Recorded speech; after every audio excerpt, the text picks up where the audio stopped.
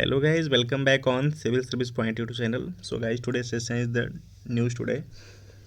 So अभी बहुत ही छोटा वीडियो होने वाला है और अभी करेंटली जो इश्यूज चल रहे हैं ये पर डे बेसिस पे है गाइस। तो अगर आपको अच्छा लगता है तो प्लीज़ आप इसको देखिए, अदरवाइज इसको स्किप कर सकते हैं। सो भारत और वियतनाम ने आभासी शिखर सम्मेलन में प्रमुख समझौतों पर हस्ताक्षर किए हैं। सम्मेलन के प्रमुख निष्कर्ष: इस शिखर सम्मेलन के दौरान भविष्य में भारत वियतनाम व्यापक रणनीतिक साझेदारी का मार्गदर्शन करने के लिए शांति, समृद्धि और लोगों के लिए एक संयुक्त दृष्टिकोण दस्तावेज अपनाया गया है। वर्ष 2016 में द्विपक्षीय संबंधों को एक व्यापक रणनीतिक साझेदारी के रूप में अधिक सुदृढ़ किया गया था। भारत और वियतनाम ने रणनीतिक साझेदारी का सृजन किया है। इसके अंतर्गत परमाणु ऊर्जा के विकास, क्षेत्रीय सुरक्षा में वृद्धि और आतंकवाद, अंतर्राष्ट्रीय अपराध एवं मादक द्रव्यों की तस्करी से निपटने पर व्यापक सहयोग शामिल है। ओके, सो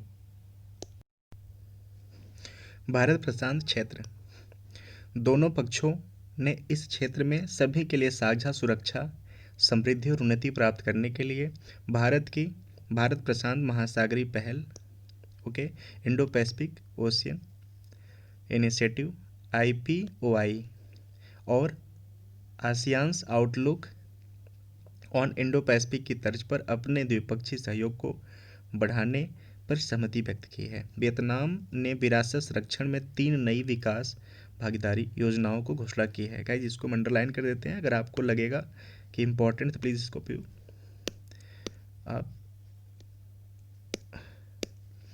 अंडरलाइन प्लीज़ कर लेना, ठीक है। 3 नई विकास भागीदारी परियोजनाओं की घोषणा की है। इन परियोजनाओं में माय सन मंदिर में F ब्लॉक, क्वांग नैम प्रांत में डोंग डुओंग बौद्ध मठ और फू एन प्रांत में नान चाम टावर शामिल है। ओके, सो नेक्स्ट देखते हैं गाइस। भारत ने वियतनाम में स्थापित समुदाय के लिए $1.5 मिलियन अमेरिकी डॉलर की भारतीय अनुदान सहायता, ठीक है, के साथ 7 विकास परियोजनाएं हस्तांतरित की है। भारत के लिए वियतनाम का महत्व, गाइज ये ऑब्जेक्टिव व्यू से बिल्कुल इंपॉर्टेंट नहीं है, बस ये मेंस के अकॉर्डिंग ये काफ़ी अच्छा पॉइंट है जो कि हमें यहाँ से मिल जा रहा है। तो आप इसको कहीं होलिस्टिक कहीं आप ऐड कर लेना। वियतनाम आसियान और look and east act east policy, ठीक है, में भारत का एक प्रमुख भागीदार है। साथ ही चीन को प्रति संतुलित करने के लिए भी वियतनाम का सहयोग भारत के लिए आवश्यक है।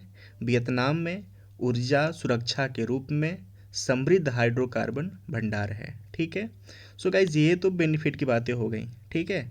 हमारा जो पड़ोसी देशों के साथ जो परस्पर है प्रतिद्वंद्विता है, उसमें चीन को एडजस्ट करने के लिए, चीन के साथ समन्वय स्थापित करने के लिए वियतनाम का काफ़ी हमें योगदान है। तो हमें, चाहे हमारी मजबूरी समझ लीजिए, चाहे हमारी ज़रूरत समझ लीजिए, हमें वियतनाम की आवश्यकता है, ठीक है। सो नेक्स्ट देखते हैं। स्थायी समिति ने कोविड-19 महामारी और संबंधित मुद्दों पर प्रबंधन पर रिपोर्ट जारी की। गाइज, ये बिल्कुल इम्पॉर्टेंट ना ही मेंस के नज़र से है, ठीक है, और ना ही ऑब्जेक्टिव है, क्योंकि ये इस पर हमें नहीं लगता कोई क्वेश्चन बनने वाला है, ठीक है। सो यहाँ पर एक पॉइंट छूट गया, इसको हम देख लेते हैं। भारत प्रशांत महासागरीय पहल IPOI, ठीक है। गाइज, इसको आप प्लीज़ माइंड कर लेना कि IPOI क्या है, IPOI क्या है, ठीक है। इंडियन पैसिफिक ओशन इनिशिएटिव, ठीक है, Indian Pacific ocean initiative IPOI है। यह पहल नवंबर 2019 में थाईलैंड में आयोजित पूर्वी एशिया शिखर सम्मेलन ईस्ट एशिया समिट में आरंभ हुई थी, ठीक है, 2019 में। यह पहल लगभग 7 स्तंभों पर केंद्रित है, यथा समुद्री सुरक्षा सहित समुद्री पारिस्थितिकी, समुद्री संसाधन क्षमता निर्माण और संसाधन साझाकरण, आपदा जोखिम न्यूनीकरण एवं प्रबंधन, विज्ञान प्रौद्योगिकी एवं शैक्षणिक सहयोग और व्यापार संपर्क तथा समुद्री परिवहन। ठीक है, तो गाइज एग्ज़ाम के व्यू से आईपीओ काफ़ी इम्पॉर्टेंट हो जाता है, तो प्लीज़ इसको आप देख लीजिए, मैं बता दिया। So ASEAN outlook on Indo Pacific, ये क्या है?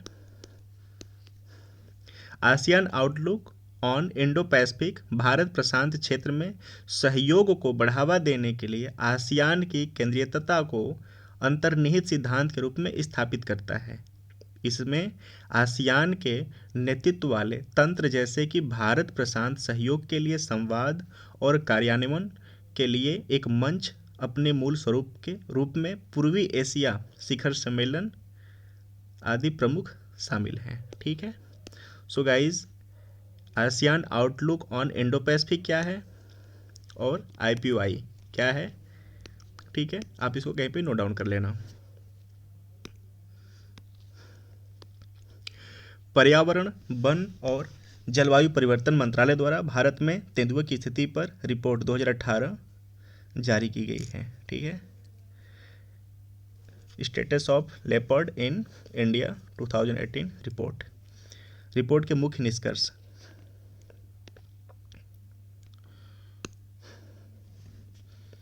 प्रजातियां तेंदुए सर्वाधिक अनुकूलन क्षमता वाले मांसाहारी पशुओं में से एक हैं और वर्तमान में ये मानव आवासों के निकट अधिवासित होने लगे हैं।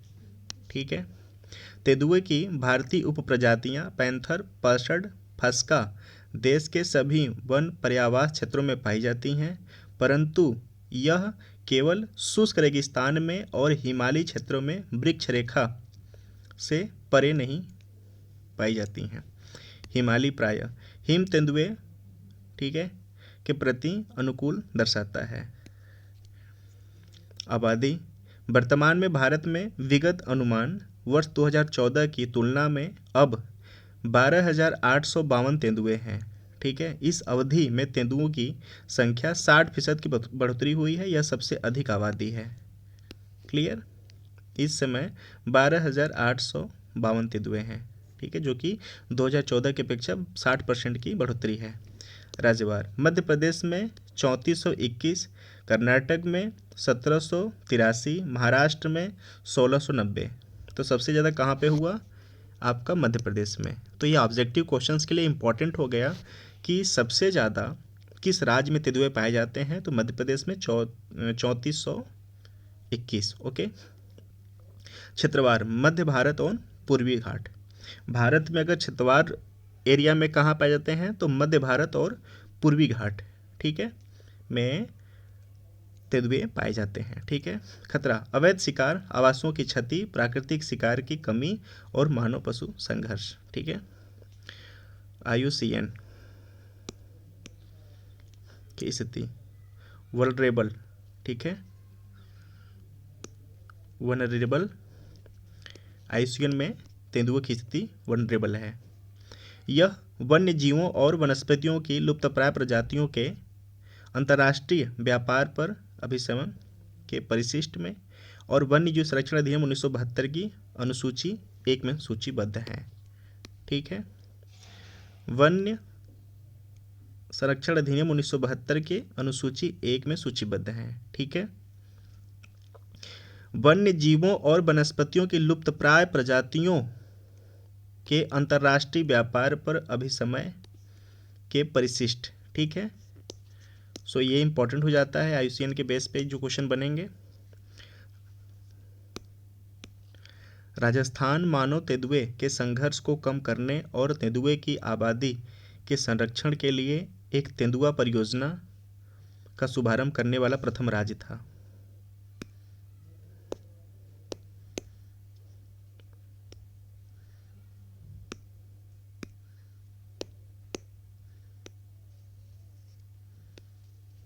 गाइज ये यहाँ से ऑब्जेक्टिव क्वेश्चन बन सकता है।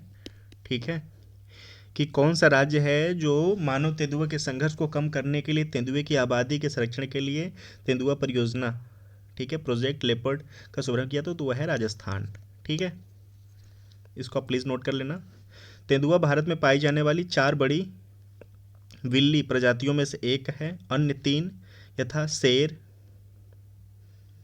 बाघ, हिम तेंदुआ, ठीक है, इन 4 प्रजातियों में से एक है हिम तेंदुआ। यानी सारे के सारे ये जो बड़ी 4 बिल्ली प्रजातियां हैं, ठीक है, शेर, बाघ, हिम तेंदुआ, ठीक है।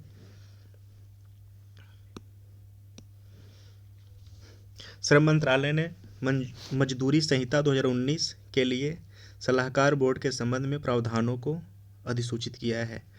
तो गाइज उतना ऑब्जेक्टिव के इम्पोर्टेंट से नहीं हमें लगता, ठीक है। वर्तमान में निम्नतम मजदूरी केवल परामर्शी प्रकृति की है। इसके परिणाम स्वरूप कुछ राज्यों में निम्नतम मजदूरी से कम है, जो कि प्रतिदिन 176 रुपये है। न्यूनतम मजदूरी एक नियोक्ता उद्योग द्वारा उसके भुगतान करने की क्षमता के से निरपेक्ष अपने श्रमिकों को भुगतान की जाती है। यह न केवल जीवन निर्वाह के लिए प्रदान की जानी चाहिए, बल्कि श्रमिकों की दक्षता के संरक्षण के लिए भी होनी चाहिए। मजदूरी संहिता उन 4 श्रम अधिनियमों में से एक है जिनके आगामी वर्ष 1 अप्रैल को लागू संभावना है, ठीक है। जुलाई में केंद्र सरकार ने मजदूरी संहिता के लिए नियमों का प्रारूप जारी किया था। इसके प्रमुख प्रावधानों में से एक न्यूनतम मजदूरी निर्धारण उपबंध है। प्रारूप के अनुसार एक दिन के आधार पर मजदूरी की न्यूनतम दर की गणना के लिए निम्नलिखित 6 मानदंडों का उपयोग किया जा सकता है, यथा प्रतिदिन प्रति इकाई 2700 कैलोरी ग्रहण करना, प्रति मानक श्रमिक वर्ग परिवार में प्रति वर्ष 66 मीटर वस्त्र का उपयोग करना, मानक परिवार में 4 व्यक्ति शामिल हैं यथा स्वयं पति पत्नी 2 बच्चे, भोजन और वस्त्रों के व्यय का 10% हिस्सा आवास के किराए पर व्यय होना चाहिए, ईंधन बिजली व्यय के अन्य विविध मदों में न्यूनतम मजदूरी का 20% हिस्सा व्यय होना चाहिए, बच्चों की शिक्षा चिकित्सा आवश्यक चिकित्सा मनोरंजन के लिए व्यय, आकस्मिक व्यय के लिए न्यूनतम मजदूरी का 25% व्यय होना चाहिए, ठीक है। सो गाइज अभी इस पे कुछ खास मुहर लगा नहीं है। सो एग्ज़ाम के व्यू से हमें नहीं लगता कि यहाँ से क्वेश्चन उठने वाले हैं। सो नेक्स्ट देखते हैं। विद्युत मंत्रालय ने विद्युत उपभोक्ता के अधिग्रहण नियम 2020 electricity rights of consumer rule 2020 के माध्यम से विलुप्त उपभोक्ताओं के अधिकार अधिसूचित किए हैं, ठीक है। सो यहाँ से भी कुछ खास है नहीं, कुछ लाइनें हैं उसको हम देख लेते हैं। विद्युत की विश्वसनीय आपूर्ति उपभोक्ता को उनके अधिकार के रूप में 24/7 विद्युत की आपूर्ति प्रदान की जाएगी। गाइज यहाँ से बिल्कुल कुछ इंपॉर्टेंट नहीं मुझे समझ में आ रहा है, ठीक है। सो कुछ सुर्खियां हैं, इसको हम देखते हैं।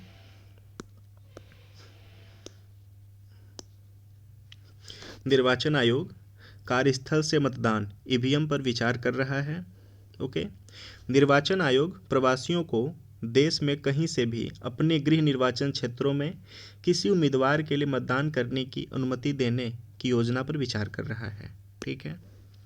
ओके, चर्चा में शामिल प्रस्ताव में एक नए युग की इलेक्ट्रॉनिक वोटिंग मशीन ईवीएम सम्मिलित है। इसमें किसी व्यक्ति को उसके गृह निर्वाचन क्षेत्र में एक उम्मीदवार हेतु मतदान करने में सक्षम बनाने के लिए प्रत्याशी सूची समाविष्ट होगी, ठीक है।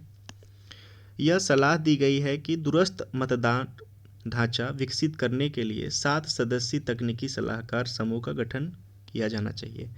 अब यहाँ से गाइस क्वेश्चन तो इसमें नहीं बनने वाले, बस ये आपको ये पता होना चाहिए कि कैसी प्लानिंग चल रही है, ठीक है।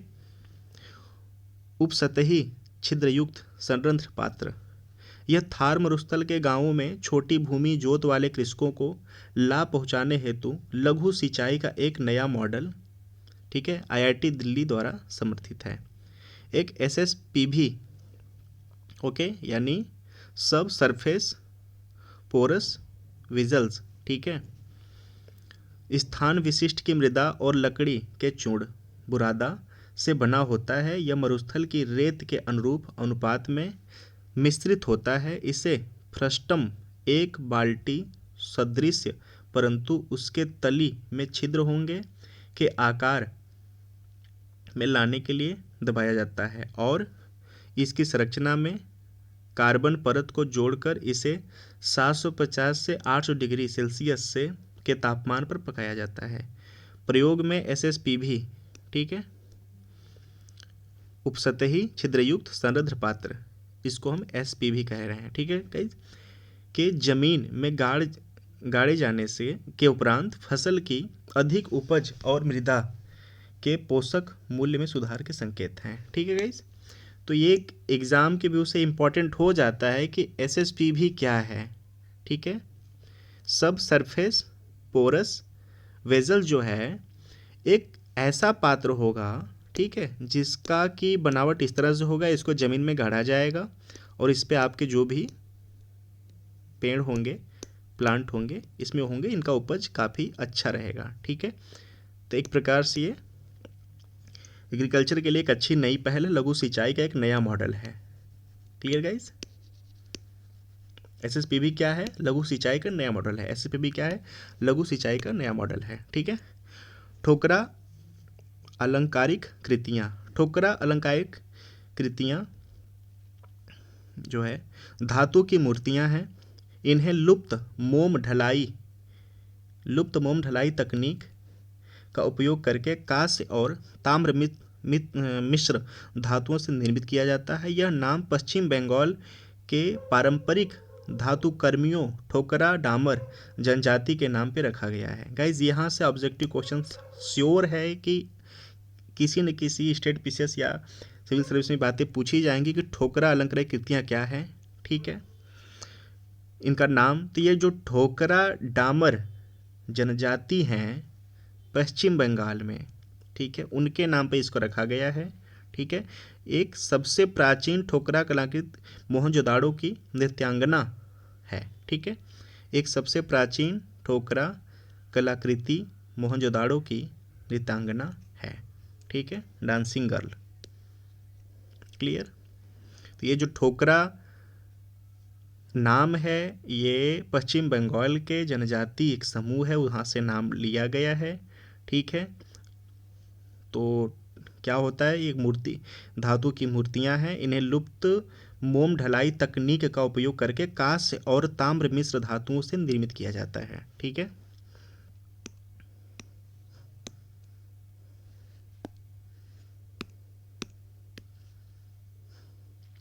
स्वेज नहर, ठीक है, स्वेज नहर आर्थिक क्षेत्र। मिस्र द्वारा स्वेज नहर आर्थिक क्षेत्र में निवेश करने के लिए भारतीय फार्मा कंपनियों को प्रोत्साहन दिया जा रहा है, ठीक है। ये Suez canal economic zone, Suez नहर मार्ग मुख्य अंतर्राष्ट्रीय समुद्री मार्ग के निकट स्थित है। यह मार्ग अंतर्राष्ट्रीय ट्रंक मार्ग माना जाता है जो स्वेज नहर के माध्यम से यूरोप और पूर्वी उत्तर अमेरिका को एशिया से जोड़ती है, ठीक है, जो यूरोप और पूर्वी अमेरिका को एशिया से जोड़ता है। स्वेज नहर भूमध्य सागर और लाल सागर को जोड़ती है, ठीक है। तो गाइज ऑब्जेक्टिव व्यू से यहाँ पर कुछ वैसा क्वेश्चन नया नहीं बनने वाला, बट ये पता नहीं कि स्वेज नहर क्या है, किसको जोड़ती है। तो स्वेज नहर भूमध्य सागर और लाल सागर को आपस में जोड़ता है, भूमध्य सागर और लाल सागर को जोड़ता है, ठीक है। यूरोप और पूर्वी अमेरिका को एशिया के साथ जोड़ता है, ठीक है guys. Okay, Khudiram Bose next. उनका जन्म 1889 ईस्वी में मिदनापुर जिले पश्चिम बंगाल में हुआ था। वे स्वतंत्रता आंदोलन के सबसे युवा नेताओं में से एक थे और उन्होंने वर्ष 1905 में बंगाल विभाजन के समय अंग्रेजों के विरोध में सक्रिय भाग लिया था। वे अनुशीलन समिति बंगाल में क्रांतिकारी गतिविधियों का प्रचार करने वाली संस्था। अनुशीलन समिति क्या थी? बंगाल में क्रांतिकारी गतिविधियों का प्रचार करने वाली संस्था में शामिल हो गए थे। उनका सबसे मुख्य रूप से मुजफ्फरपुर षड्यंत्र मामले, जो कि 1908, मुजफ्फरपुर षड्यंत्र मामला 1908, गाइज ये आप नोट कर लेना कहीं डेट से था। इसमें प्रफुल्ल चाकी के साथ मिलकर ब्रिटिश न्यायाधीश मजिस्ट्रेट डगलस किंग्सफोर्ड की हत्या के प्रयास के लिए उन्हें मुकदमा चलाया गया था। ठीक है, मजिस्ट्रेट डगलस किंग्सफोर्ड, ठीक है ना, ओके, ठीक था। शांति अयनांत संक्रांति 21 दिसंबर, ठीक है। विंटर सोलस्टिस 21 दिसंबर। यह खगोलीय घटना है जब सूर्य मकर रेखा पर पहुंचता है। जब सूर्य मकर रेखा पहुंचता है, इस दिन उत्तरी गोलार्ध में सबसे छोटा दिन, उत्तरी गोलार्ध में, गाइज इंक चेंज कर लेते हैं अभी, ठीक है, ठीक, ये हमारा उत्तरी गोलार्ध हो गया, ये हमारा दक्षिणी गोलार्ध हो गया, ठीक है। यहाँ पे कहा जा रहा है जब सूर्य मकर रेखा पर पहुंचता है, इस दिन उत्तरी गोलार्ध में सबसे छोटा दिन होता है। ये उत्तरी गोलार्ध हो गया। यहाँ पे जो दिन होगा, दिन सबसे छोटा होता है, और वो डेट कौन सा है, वो है 21 दिसंबर, ठीक है, जिसको कहते हैं शीत अयनांत या संक्रांति। क्लियर। इस दिन उत्तरी गोलार्ध में सबसे छोटा दिन और सबसे लंबी रात्रि होती है, ठीक है, और रात सबसे बड़ी, ठीक है। इस दिन दक्षिण ध्रुव सूर्य की ओर झुका हुआ आता है। पृथ्वी के घूर्णन की धुरी उसके कक्षी तल पर 23.5 झुकी होती है, ठीक है। गाइज यहाँ पे कुछ भी ऐसा इंपॉर्टेंट नहीं है, बस ये है कि 21 दिसंबर को उत्तरी गोलार्ध में दिन सबसे छोटा और रात सबसे बड़ा होता है, ठीक है। 2-3 डेट दे देगा, उसमें से एक क्रॉस चेक करने के लिए पूछेगा, ठीक है।